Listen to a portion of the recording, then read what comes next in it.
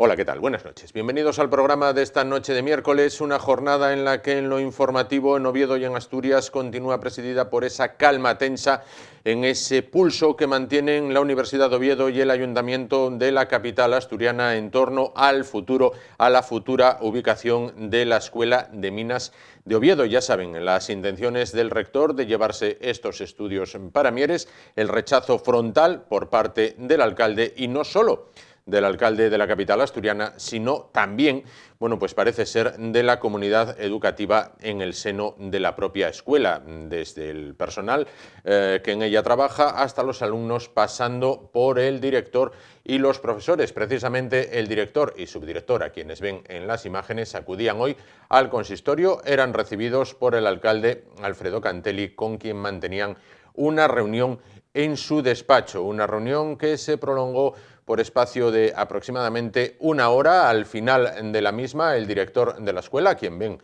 junto al alcalde, bueno, pues afirmaba que estaba en total sintonía con los planteamientos municipales y que no están por la labor de trasladarse hasta el concejo de Mieres, lugar en el que el rector ha anunciado que se ubicarán los futuros estudios de ingeniero superior de minas, estudios que se vienen realizando en Oviedo desde aproximadamente los años 60.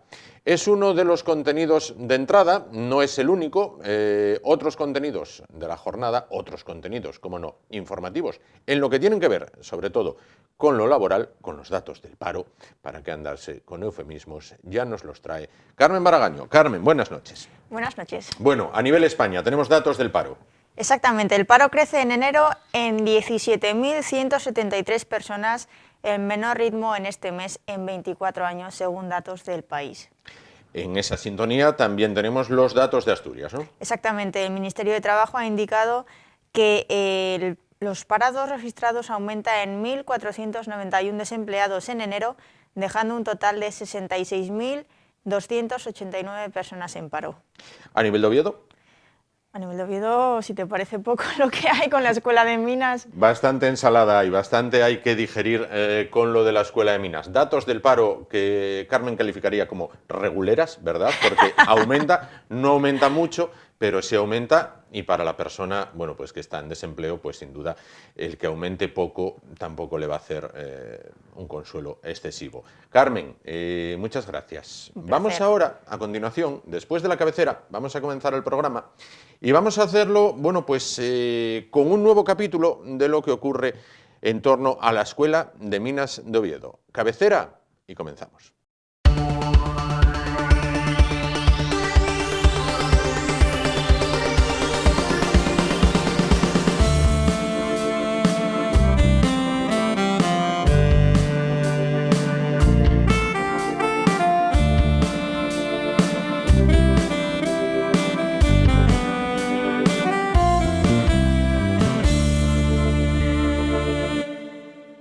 Comenzamos el espacio de hoy, pero no lo hacemos con nuestro habitual formato de entrevistas, sino con una crónica en vídeo de lo ocurrido a lo largo de la jornada de hoy en la pugna que se mantiene por el futuro de la Escuela de Minas.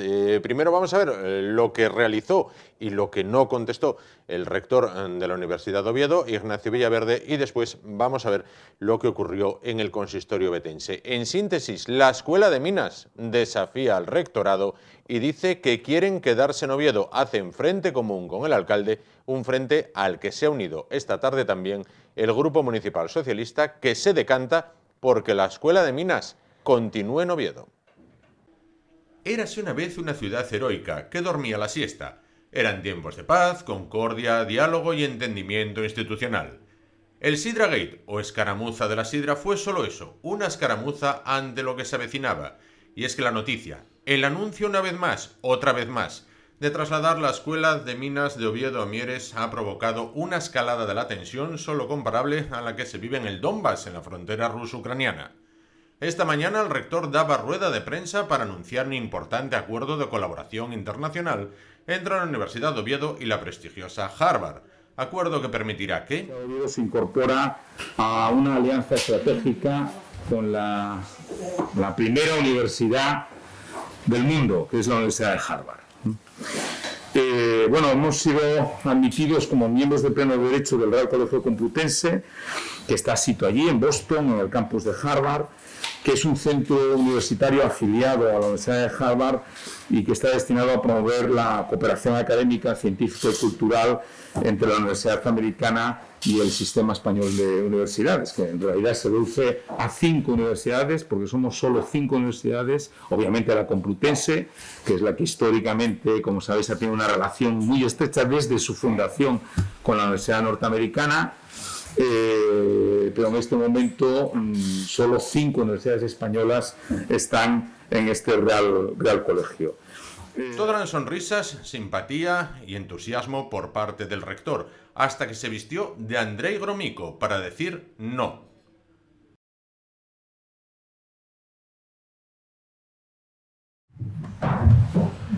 Vale, yo soy simpático hasta que dejo de ser.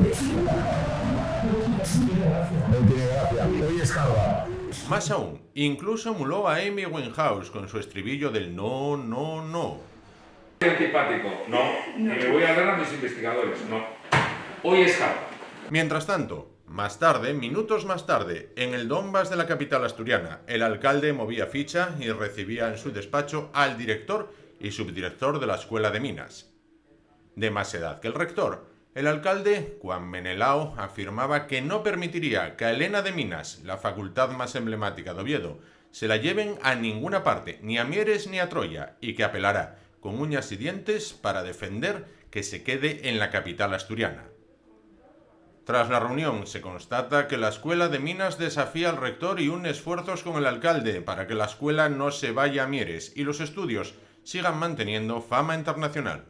Expresar que estamos completamente en sintonía de defender la permanencia de la Escuela de Minas aquí en Oviedo, como marca de la ciudad. Y eso es lo que hemos prácticamente hablado a lo largo de este tiempo en el despacho del alcalde. Para mí fue completamente inesperado porque yo me enteré por los medios de comunicación que la Escuela de Minas iba... O sea, las intenciones era trasladar la Escuela de Minas a Mieres, cuando ya esta guerra la habíamos librado muchos años y siempre los resultados habían sido los mismos, la permanencia de la escuela en Oviedo. En este partido de tenis, el alcalde y la escuela se adjudican el primer set. Continuará.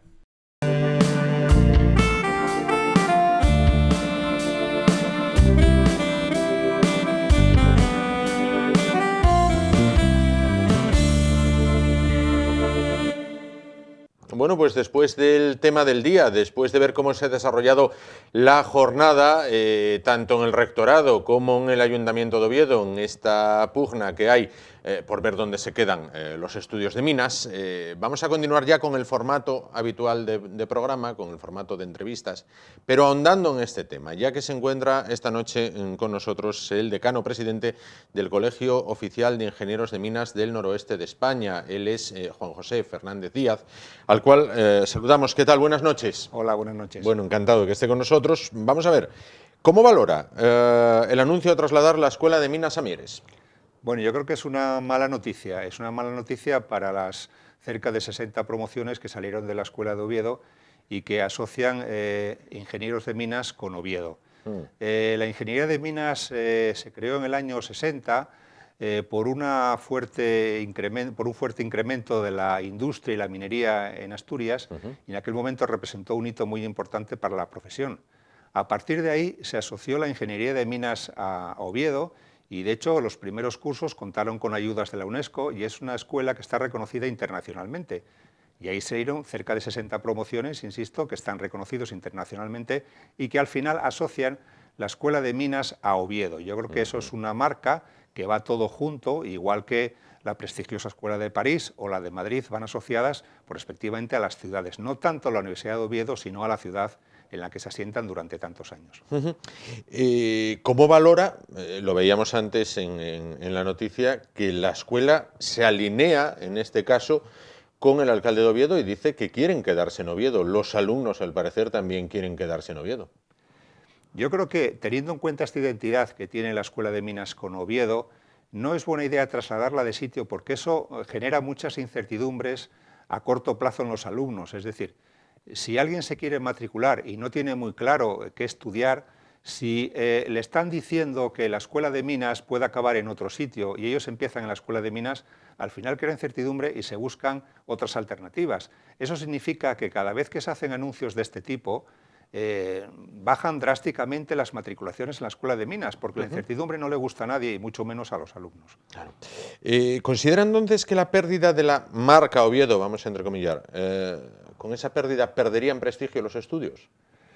Yo creo que sí, porque insisto que cuando sales fuera, al final te preguntan, oye, ¿y tú dónde estudiaste? Oye, pues yo estudié en la Escuela de Minas de Oviedo, de Madrid, de París, y al final eso, entre profesionales, eso cuenta, y hay escuelas que tienen mejores valoraciones que otras, y Oviedo tiene una buena valoración, con lo cual el desligar Escuela de Minas de Oviedo y ponerle otro apellido, al final eso hace que la gente no sepa muy bien de dónde eres y no valore y pierdas esa marca, que es lo verdaderamente importante, ¿no? La marca de Ingeniería de Minas de Oviedo. ¿Hay incluso caché internacional entonces? A nivel internacional, pues cuando tratas con diversos ingenieros, cuando hablas de Minas de Oviedo, la gente reconoce estas cosas.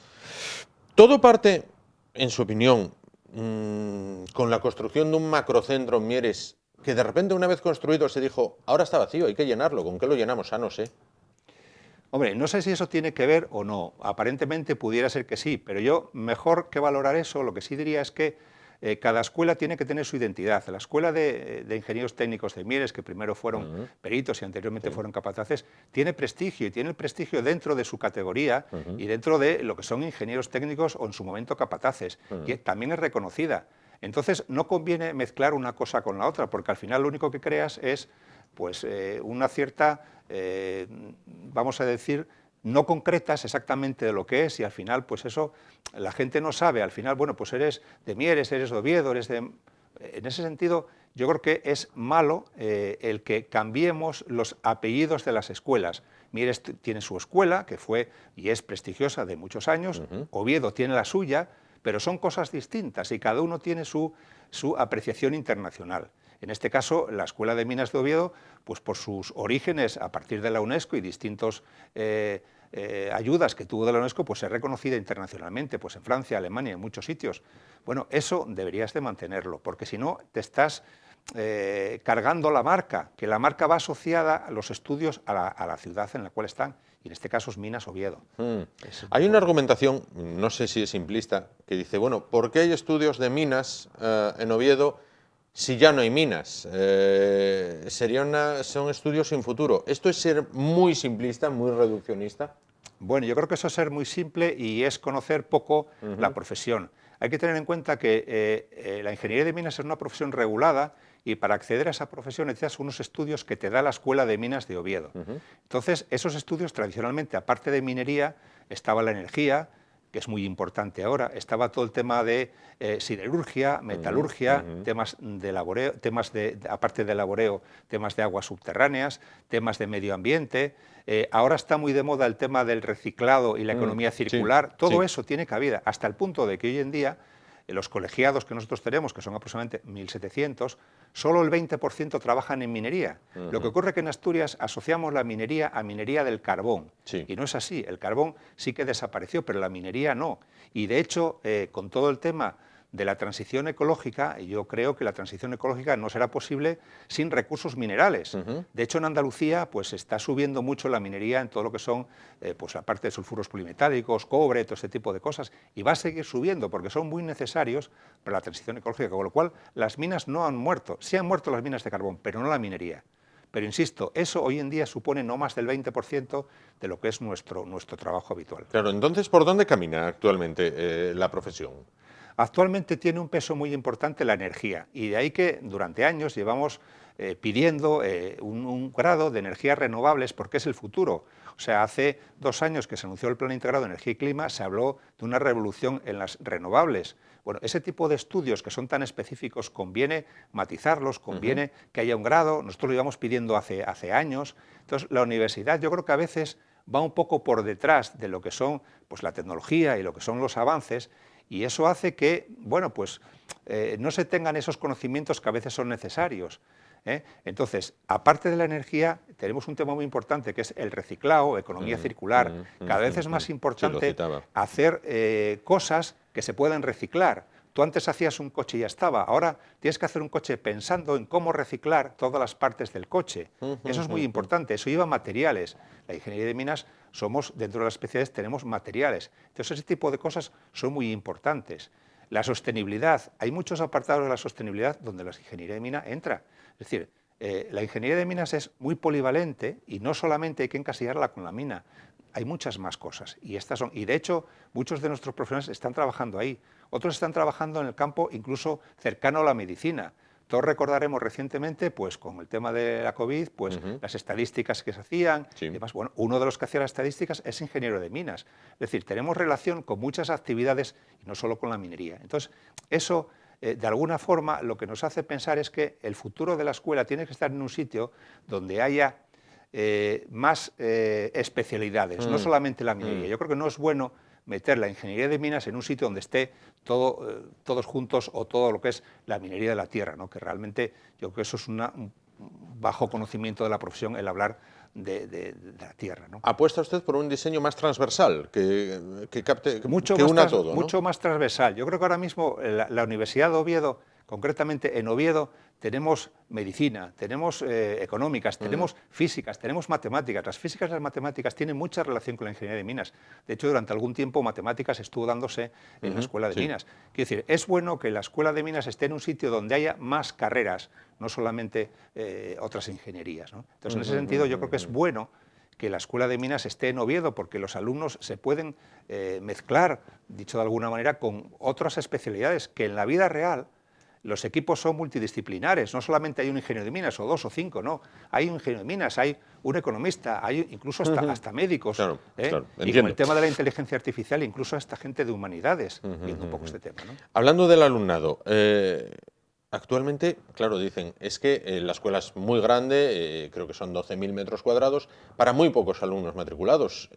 Claro, ¿cómo puede ser eso? A ver, la escuela durante muchos años, y de hecho recordamos los años 80, 90, tenía muchos alumnos. Eso fue bajando, entre otras muchas cosas, porque las ingenierías, de alguna forma, van bajando. Con la entrada del Plan Bolonia, además, las ingenierías se han dispersado mucho, porque ahora mismo tenemos grados, tenemos máster, y entonces eso hace que haya muchas titulaciones y de alguna forma, en vez de se atomice mucho más todo, no se concentren las cosas como había antes. Antes había ingeniería de minas, ingeniería industrial, telecomunicaciones, marina. Ahora empieza a haber muchos grados, muchos máster, y yo creo que con el tema de Bolonia se crea mucha dispersión. Por un lado. Por otro lado, la Escuela de Minas de Oviedo tiene permanentemente, desde hace, yo diría, 15 o 20 años, encima el que se va a ir para Mieres, que si no, y eso crea una incertidumbre muy importante en los alumnos. Entonces, todo junto hace que el número de alumnos baje. Y dígame una cosa, durante años, no sé si era los 80, los 90 o incluso antes, se decía, acaban las promociones y se colocan. ¿Eso ya no es? Eso sigue igual. Es decir, la mayor parte de los alumnos que acaban en la Escuela de Minas de Oviedo se colocan. Es decir, es una carrera de prácticamente pleno empleo. O sea, o bien de una manera o bien de otra, o bien con prácticas, pero al final prácticamente todos están colocados. Con lo cual sería una pena que una carrera que tienes prácticamente pleno empleo, pues bueno, se ponga en tela de juicio y pueda acabar desapareciendo, ¿no? Porque claro, hay que tener en cuenta una cosa, si desaparecen los alumnos, desaparece el título y a medio plazo desaparecemos los ingenieros de minas en Asturias. Y eso sería una pérdida teniendo en cuenta pues lo que ha dado la ingeniería de minas en los últimos 50 años, concretamente en Asturias, ¿no? En cuanto a distintas empresas y distintos trabajos, ¿no? Y eso ahora mismo está en riesgo de desaparición. Para las promociones como la suya y las anteriores, ¿era tan difícil? ¿Cálculo y álgebra eran tan difíciles? Era realmente difícil, realmente difícil. Yo recuerdo en los años finales de los 70, sobre todo principios de los 80, que era prácticamente de las carreras, por no decir la más difícil de la Universidad de Oviedo. Eso siempre tenía algunas ventajas y es la colocación posterior, es decir, tú cuando acabas la carrera prácticamente tenías trabajo. ¿Por qué? Porque había una selección natural. Yo recuerdo en mis épocas, en los años 79, 80, pues al final entrábamos 300, 400 alumnos y acabábamos 30, 35. Pues con esa selección natural, al final, bueno, salíamos bien preparados y conseguíamos prácticamente todos trabajo. Es verdad que en aquella época había mucho más trabajo en Asturias. Hoy el trabajo, por desgracia, está, pero no en Asturias. Entonces, muchas de nuestras promociones, que a veces lo defendemos y lo comentamos siempre, es una pena que podamos tener actividad minera aquí, que muchas veces, pues bueno, algunas minas se dice que no se autorizan, cuando esos ingenieros de minas acaban trabajando fuera en actividades parecidas. Y hay muchos ingenieros de minas, por desgracia, que acabaron aquí en Oviedo y que están trabajando en muchos sitios, pero están trabajando. Claro. Pues Juan José Fernández Díaz, decano presidente del Colegio Oficial de Ingenieros de Minas del Noroeste de España, muchísimas gracias por estar con nosotros. Creo que volveremos a hablar porque este tema tiene pinta de ir para largo. Muchas gracias. Encantados de que estén con nosotros. Noches. Bueno, pues nosotros ahora nos vamos a ir a publicidad y dentro de un momento vamos a volver para cambiar totalmente de asunto. Toca hablar de salud, toca hablar de farmacia y ya nos esperan desde la farmacia de Ana en la calle Silla del Rey de Oviedo. Hasta ahora.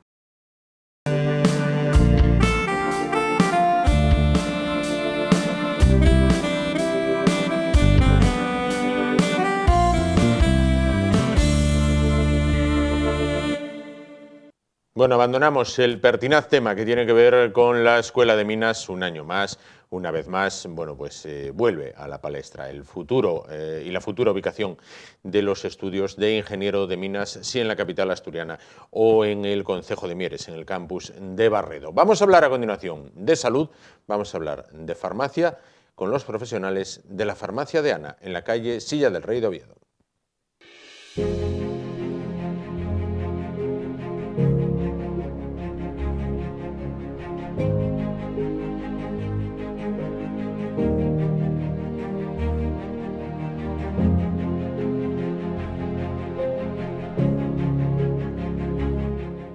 Y saludamos ya a esta hora de la noche al farmacéutico responsable José Obeso, al farmacéutico responsable de la farmacia de Ana. ¿Qué tal? Buenas noches, Hola, José. buenas noches, Juan. Bueno, hoy alteramos el orden del programa, la actualidad manda y ves, es solo asomarse a la prensa todo el lío que hay en torno a la Escuela de Minas de Oviedo, ¿no? Sí, al final, bueno, también a nosotros nos afecta, somos parte de un barrio que está muy tocado por la falta de desarrollo universitario, el barrio del Cristo, y bueno, todo lo que se desarrolle en ese sentido, bienvenido sea. Bienvenido sea. Bueno, vamos a ver en qué para. Quería comenzar, José, por donde lo habíamos dejado el mes pasado. Decíamos, se planea una regularización del precio de los antígenos. Me decía, sí, bueno, en ellos dan... Fue a hacer la entrevista y el día siguiente salió el precio regulado. Lo que te quería preguntar es, ¿a cuánto se venden los antígenos ahora? ¿A cuánto los adquirís vosotros?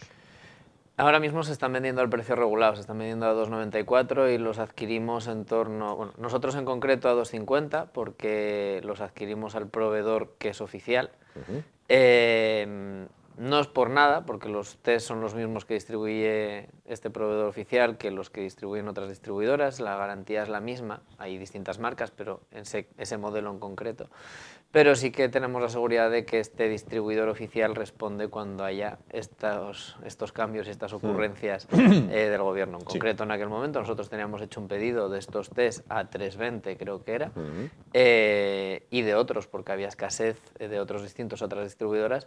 Las otras distribuidoras se lavaron las manos, estaban pedidos, se vendieron a pérdidas, y este proveedor, pues bueno, dijo, el precio está regulado ahora, pues los que os tenemos que servir, pues bueno, no vais a ganar el porcentaje que solemos tener de beneficio en la farmacia para cubrir gastos y demás, pero bueno, al menos no vais a perder, os bajamos el precio de este pedido que está pendiente de servir a esto.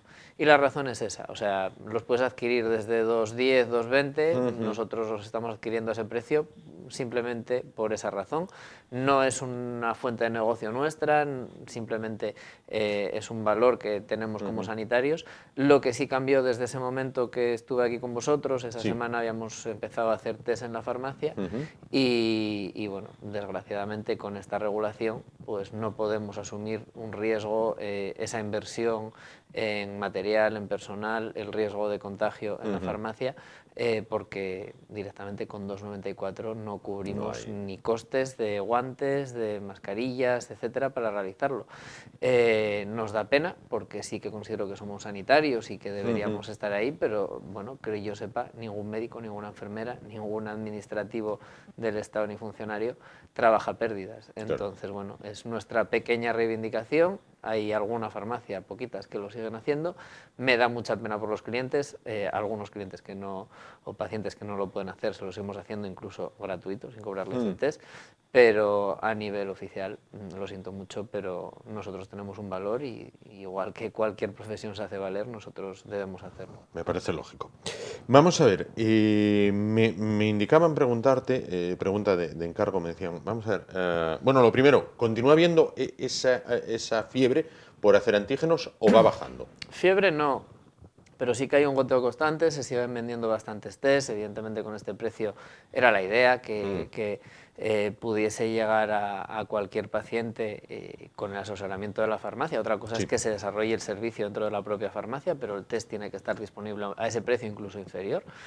Y sí que sigue habiéndolos. Yo concretamente hoy todavía realicé, creo que fueron 2 test a 2 personas que no lo habían hecho nunca y que creían que estaban contagiados, se lo hice, dio positivo y bueno, pues les das las indicaciones oportunas y ya está. Pero sí que sigue habiendo esa necesidad y bueno, hasta que de una manera oficial no se decrete el fin de todo esto y la no necesidad de seguir realizando test, sobre todo en personas vacunadas, pues bueno, seguiremos con ello.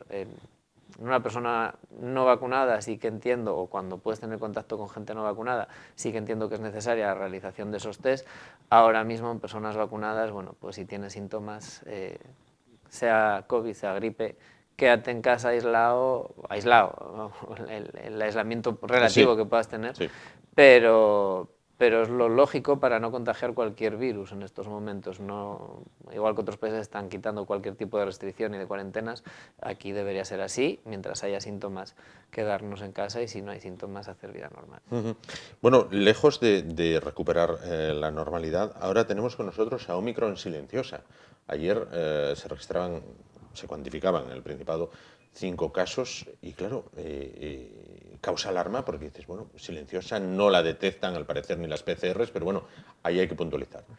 La alarma no la crea la Omicron silenciosa, la alarma la crean los medios y bueno, los gestores y algunos sanitarios que no hablan claramente. La Omicron silenciosa es simplemente una pequeña variación de la Omicron, que podrían haberla llamado de otra manera completamente distinta, y que desarrolló mutaciones para que lo que detectan las PCRs que se hacen no detecten esa variante. La Omicron silenciosa es tan, no quiero decir benigna, pero los síntomas son tan leves que mucha gente la cursa sin sintomatología y con esa sintomatología leve. O sea, digamos que el virus va incluso por delante de nosotros diciéndonos, ya no me hagáis tanto caso que no genero esos problemas. Vuelvo a decir, y antes lo hablábamos justo antes de empezar, el mayor problema del COVID ahora mismo es en personas sin vacunar que puedan desarrollar un COVID persistente.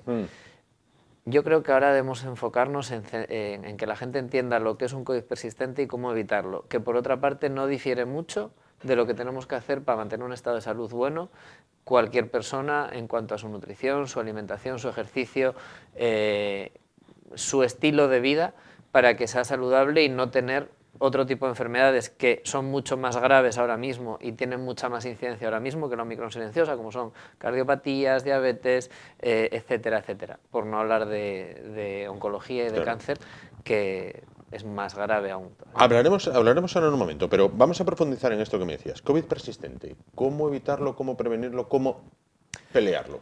A ver, la COVID persistente se está viendo que afecta sobre todo a mujeres, también puede afectar a hombres. Y que tienen, digamos, ciertos factores que facilitan que se desarrolle esta COVID persistente. No podemos saber a ciencia cierta cuándo una persona la va a desarrollar o no, porque depende de muchos factores, incluso alguno puede que sea genético, pero es verdad que una persona que no está en un óptimo estado de salud o en un correcto estado de salud tiene muchas más papeletas para desarrollarla. La COVID persistente no es otra cosa que sigues desarrollando síntomas del COVID durante mucho tiempo, cansancio, tos, mucosidad en su Sí. momento, con otras variantes del COVID la pérdida del olfato duraba mucho tiempo. Esto, ¿hasta qué punto es grave? Bueno, pues hay gente o hay pacientes a los que les va desapareciendo con el paso de los meses, hay pacientes que están un año o llevan un año y pico sin poder oler. Y hay pacientes que no llegan a curarse del todo y eso genera un riesgo para desarrollar todas estas patologías o agravar todas estas patologías que podían tener previamente, y por eso debemos saber lo que tenemos que hacer y deberían centrarse en transmitir esos mensajes a la población. Aún así, la incidencia de la COVID persistente es mucho menor que la de otros problemas que hablábamos, cardiopatías, etc. Hablaremos de ello ahora, pero vamos a ver, esto es como si, y ahora quizás, bueno, pues todo el haterismo del mundo se pueda echar encima de mi persona, ¿no? Pero esto es como si vamos a superar un estadio, vamos a superar una fase, vamos a superar otra, pero vamos a ir poniendo otras sobre la mesa, ¿no? Primero fue el virus, que fue devastador en su primera oleada. Después, bueno, pues vino la variante A, la variante B, la variante C, se llamaban de aquella como países, sudafricana, tal. Después vino Omicron, y ahora como ya Omicron ya la tengo domada, superada, entonces voy a poner sobre la mesa la Omicron silenciosa. Después vendrá la sigilosa y después yo no sé cuál vendrá, la... Sí, es lo que están haciendo con nosotros y bueno, esta semana tenemos muchos más ejemplos, o sea, que en un congreso se debata sobre las canciones de Eurovisión antes que sobre otros problemas, ya nos da un ejemplo de lo que... Hay que estar a lo importante. Hay que estar a lo importante. Nos da un ejemplo de lo que están haciendo con nosotros y es, bueno, ponernos el caramelo delante, y en este caso no es el caramelo, es el miedo, y generar miedo gratuitamente, y la verdad que me da pena que el periodismo, muchos medios, contribuyen a eso y de una forma totalmente consciente, porque saben perfectamente el tipo de noticias que están dando. Antes también comentábamos una noticia, se descubre una nueva forma de inmunidad frente al coronavirus, la inmunidad natural. Innata. Innata. Traduciendo, ¿qué es inmunidad innata? La que tenemos todos desde siempre frente a cualquier patógeno, que unas veces tenemos mucho más arriba y mucho más potente y otras veces estamos debilitados y no tenemos esa capacidad, pero todos tenemos anticuerpos indefinidos, genéricos, que pueden actuar frente a cualquier patógeno en un momento dado. Otra cosa es que sean específicos y actúen más rápido o menos. Pero bueno, es que yo leía, lo que te comentaba, leía tweets esta tarde de médicos que decían, dentro de poco nos van a decir que tenemos leucocitos, ojo. Cuidado. Entonces, no podemos hacer sensacionalismo de esta manera, tenemos que empezar no, es que ya deberíamos empezar a informar que sí que hay medios como aquí, que sí que damos o que dais voz a gente más coherente, hay medios que incluso teniendo ese perfil de opinión, dan otro perfil totalmente sensacionalista. Esto no debería estar permitido, al menos a largo plazo, como se está haciendo ahora mismo. En un momento dado, bueno, puedes jugar con ello porque importan mucho los clics, importa mucho la audiencia, pero la alarma que se está generando, y lo comentábamos muchas veces, a nivel psicológico, a nivel de salud mental, es que la gente está ya no agotada, está desesperándose por, pues eso, el Omicron silencioso. Es que ahora otra cepa, ¿ahora qué tenemos que hacer? No es para tanto, o sea, sigue siendo un COVID, sigue siendo una enfermedad que debemos intentar no pasar, que si soy el último que me contagio, mejor que contagiarme ahora. Sí. Pero bueno, que si te contagias no pasa nada. Yo esta mañana, lo que te decía, le hacía el test a una chica, daba positivo y decía, joder, bueno, tranquila, no pasa nada, ya eres una persona joven, estás vacunada, no tiene por qué haber ningún problema. Es verdad que hay mucha gente que ya se lo toma de otra manera, oye, pues nos contagiamos todos, mala suerte, en casa, pero bueno, también es verdad que ya lo pasamos y que al menos vamos a estar una temporada tranquilos. Y gracias a Dios no hay una sintomatología, ni hay un persistente, ni hay nada de esto. Pues bueno, pero hay que intentar transmitir ese mensaje a la población. Es una enfermedad que con Omicron pasó de ser pandemia a endemia. Otra cosa es que lo digan claramente o que marquen un punto y continuación en un momento dado, pero Omicron significa eso, el fin de una pandemia y el comienzo de una endemia. Decían, ¿y cuándo va a dejar de mutar Omicron? Pues ni Omicron, ni el coronavirus de este coronavirus 19, ni otros coronavirus dejan de mutar. La gripe no deja de mutar nunca. O unos años es más virulenta y unos años causa más mortalidad y otros años no. Pues esto va a ser exactamente igual como cualquier virus, y lo que estamos viendo es lo que querríamos que hubiese pasado hace 2 años. Cuando volvemos a asustar ahora es reírse de nosotros, sinceramente, porque hace 2 años querían que el virus se desarrollase y mutase a llegar a un momento que la infección fuese benigna, leve. Evidentemente no es benigna para el 100% de la población, pero el porcentaje que se ve afectado ahora es muy pequeño. Mucho más pequeño. Bueno, al hilo de esto de la alarma, quizás hemos descubierto que el miedo se transmite muy rápido y que el miedo vende también muchísimo. Bueno, se habla también de las terapias con virus frente a bacterias. A ver, es un tema, al menos el encabezamiento es un poco técnico. ¿Esto se puede traducir de algún modo? Sí. Llevamos muchos años jugando con los antibióticos y bueno, al final supongo que va un poco en nuestra forma de ser de la humanidad. Sí. Tenemos un poder sobre muchas cosas con el uso de antibióticos, de medicamentos, que nos permite pasar por encima de muchas cosas y abusamos de ellos. Ya no es que se abuse del antibiótico en sí, que se generen resistencias, sino que bueno, un paciente que se trata permanentemente con antibióticos y no los necesita, queda machacado. Sí. Vale.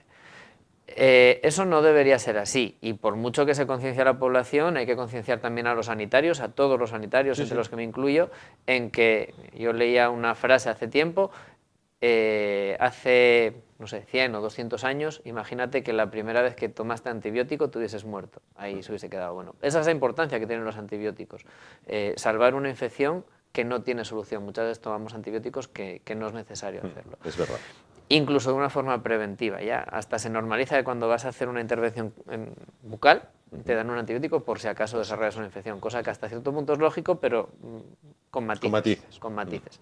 ¿Qué pasa con esas bacterias multiresistentes que resisten a muchos antibióticos porque ya se han expuesto a ellos y salieron o no murieron todas? Y pues lo mismo que pasa con el Omicron y con el COVID y con esta, van mutando y generan una fortaleza frente a esos antibióticos.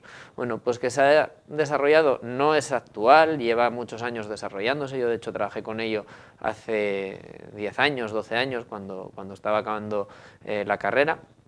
Son los bacteriófagos, son virus que son específicos para bacterias y igual que nosotros nos cuesta defendernos del COVID, a las bacterias les cuesta defenderse de estos virus y de una manera u otra son capaces de infectarlas y de una manera u otra nosotros podemos manipular esos virus para mandarles armamento para que destruyan esas bacterias de una forma mucho más eficaz.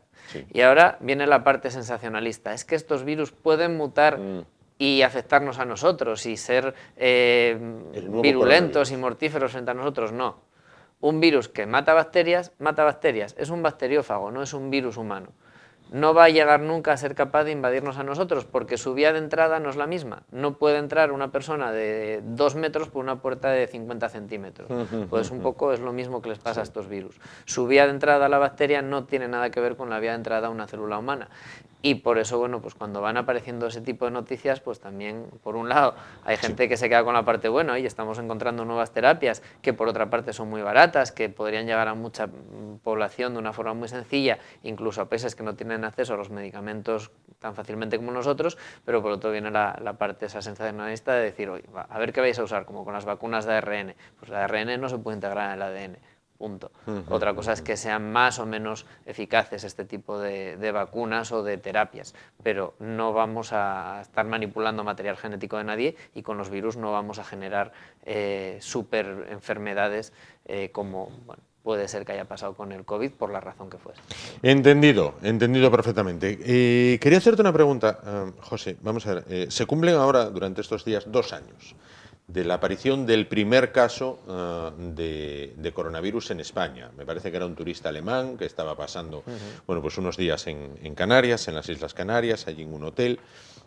Bueno, a ver, después de estos 2 años, ¿qué hemos aprendido o qué habéis aprendido los profesionales sanitarios que digas, muy bien, esto está bien, y qué es lo que dices, esto sigue como el primer día?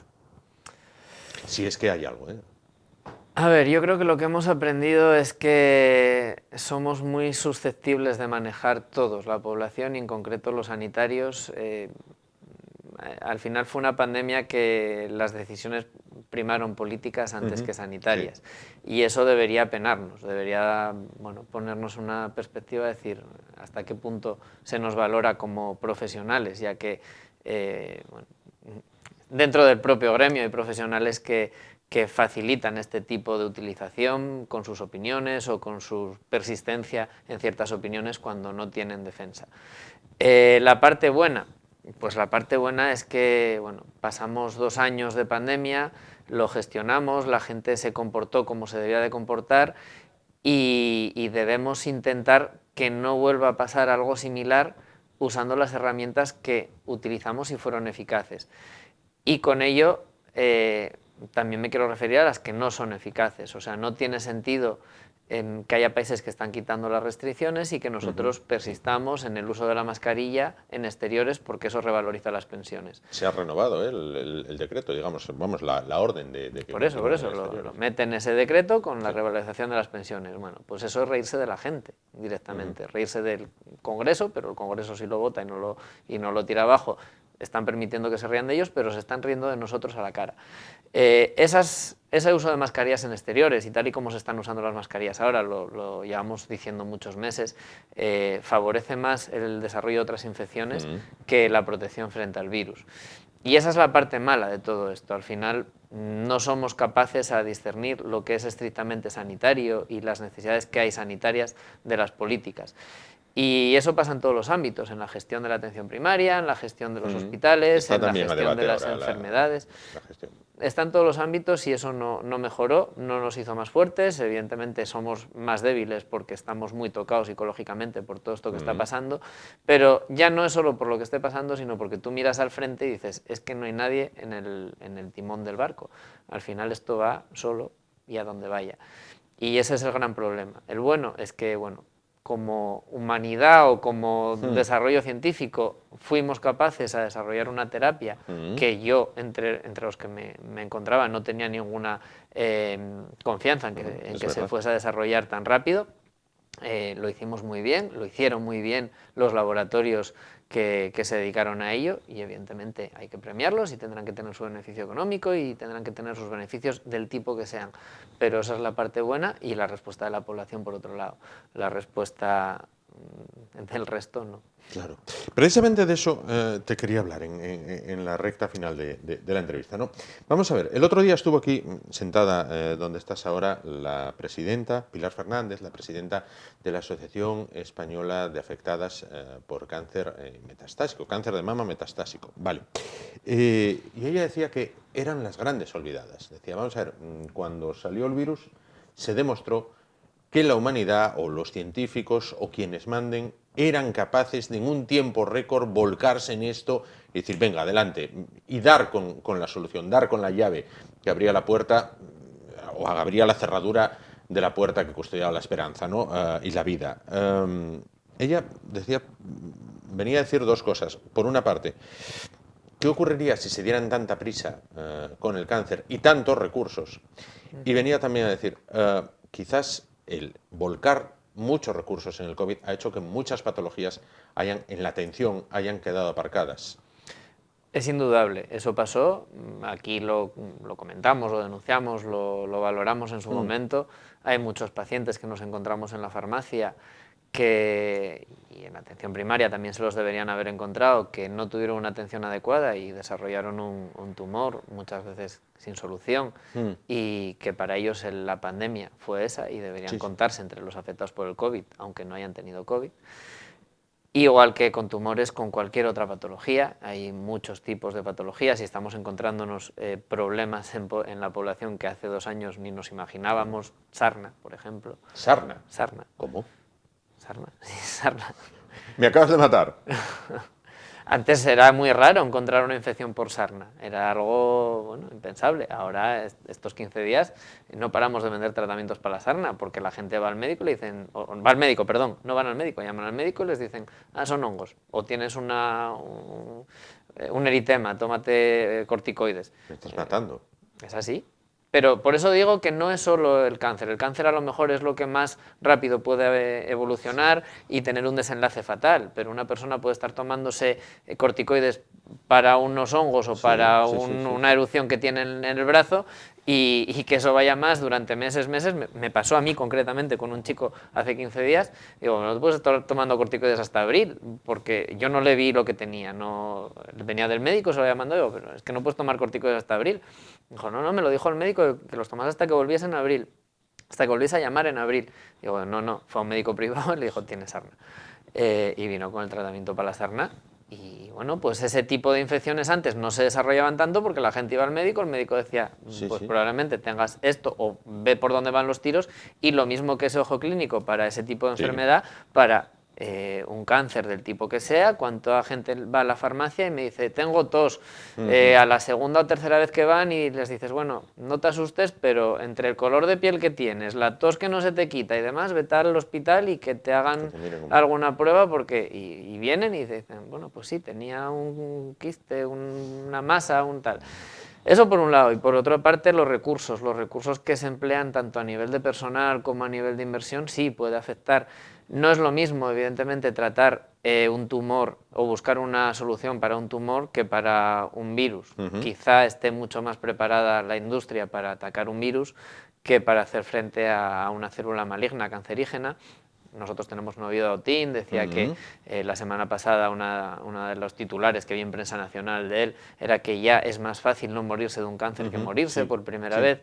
Quizá la investigación en el cáncer, aunque tuviese los mismos recursos que tuvo el COVID, no avanzase igual de rápido, aunque indudablemente avanzaría mucho más rápido.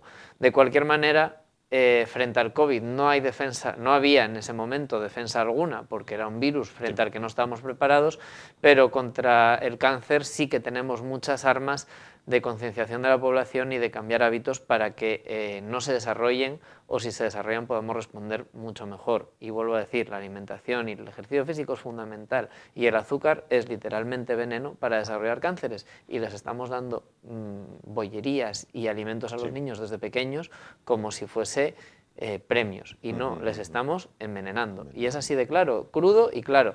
Que un día lo puedan tomar como algo extraordinario, perfecto, pero al final ahí también tenemos nosotros parte de culpa, aunque la ciencia evolucione y genere soluciones para ello. Pero ¿por qué hay que llegar a enfermar de una cosa, o por qué hay que exponernos a una cosa cuando no es necesario? ¿Por qué hay que mandar a un niño a la guardería si todos sus compañeros están con COVID? Pues esto es lo mismo. ¿Por qué tienes que darle algo al niño que no le va a hacer bien? Que no le va a hacer bien. Pues José, si te parece, el próximo mes, si el COVID nos lo permite, porque desgraciadamente nos marca la actualidad, podemos hablar precisamente de esto que me estás comentando, Encantado. que me parece tremendamente interesante. Bueno, pues el cómo los hábitos de vida, los hábitos de alimentación, los hábitos de consumo pueden fastidiarnos, en una palabra, a la hora de que se manifieste en nosotros un cáncer. José, muchísimas gracias. A vosotros, Juan. Como siempre, por estar con nosotros. Y llegamos así al final. Habrá quien diga, pero si del tema de la farmacia siempre va el primero. Sí, pero es que esta vez la actualidad mandaba, y la Escuela de Minas está ahí, que es un rayo que no cesa. Llegamos al final, volvemos mañana. Será a partir de las 10 de la noche, aquí en el YE de Asturias Televisión, en Telecable. Hasta entonces, gracias por su atención, ánimo y adelante.